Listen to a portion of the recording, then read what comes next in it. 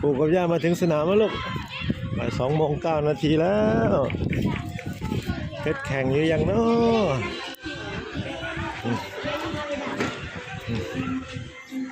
ก็มาเชียร์หลาน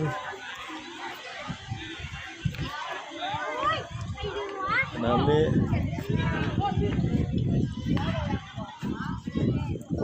โอ้เพชรอยู่สนามนู้นเพชรอยู่สนามนู้นเสื้อฟ้าโอ้ปู่ของมาเชียร์ลูกเชียร์หลาน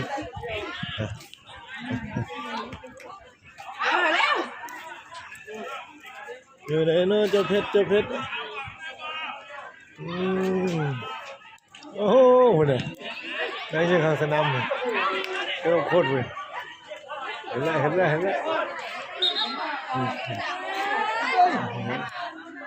นสวยหน้าตัวเอง โคตรบังอยู่มาแล้วเป็นร้านปะเห็นเลยมีโคตรนะเพชรเพ่อยู่นั่นเหรอเพชรเพ่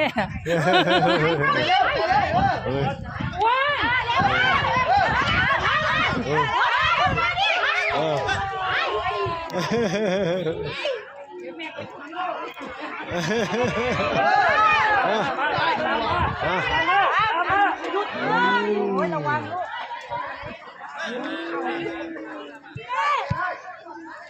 ตรงนี้ยังนอกนี่เนาะขึ้นน่าจะขึ้นหลังแน่เลยขึ้นแรกกูมาไม่ทันยาก